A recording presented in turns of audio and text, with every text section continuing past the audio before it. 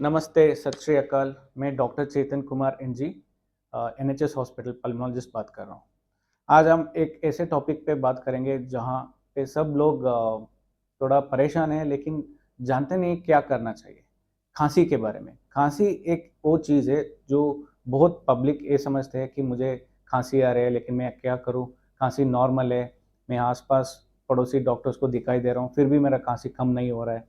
तो खांसी के बारे में जानने के लिए पहले आपको ये समझ लेना चाहिए कि खांसी कहाँ से आ रहा है। खांसी आ रही है हमारे फेफड़ों से, लंग्स जो बोलते हैं मेडिकल टर्म से, फेफड़े से आता है। तो इसमें ना ब्रोंकस का इन्फ्लेमेशन जो होता है उसी से खांसी आता है। लेकिन लोग ऐसा समझते हैं कि खांसी नॉर्मल है, वो चला जाता है, फिर बाद में आता है, तो इसके लिए हमको स्पेशलिस्ट दिखाने का ज़रूरत नहीं। अस्थमा हो या टीबी हो, लंग कैंसर हो या निमोनिया हो या कोविड हो, हर फेफड़े के बीमारी के लिए खांसी ही एक सिम्टम है। लेकिन स्पेशलिस्ट डिसाइड करेगा कि आपको खांसी किस वजह से आ रहा है।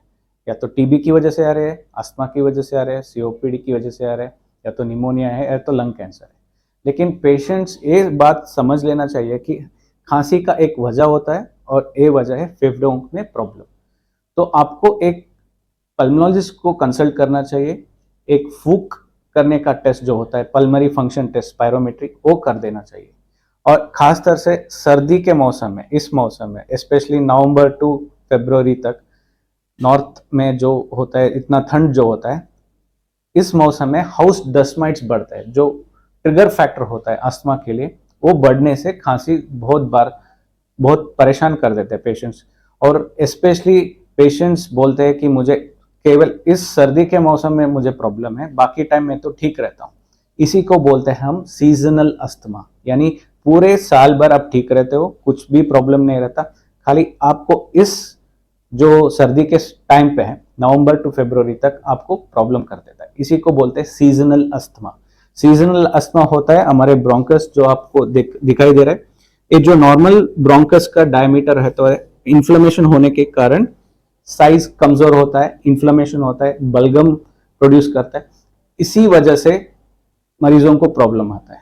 लेकिन बहुत लोगों का मानना है, और खासतर से इवन जनरल प्रैक्टिशनर डॉक्टर्स का भी, कि हम टैबलेट दे, सिरप दे, एंटीबायोटिक दे। वो बिल्कुल गलत है।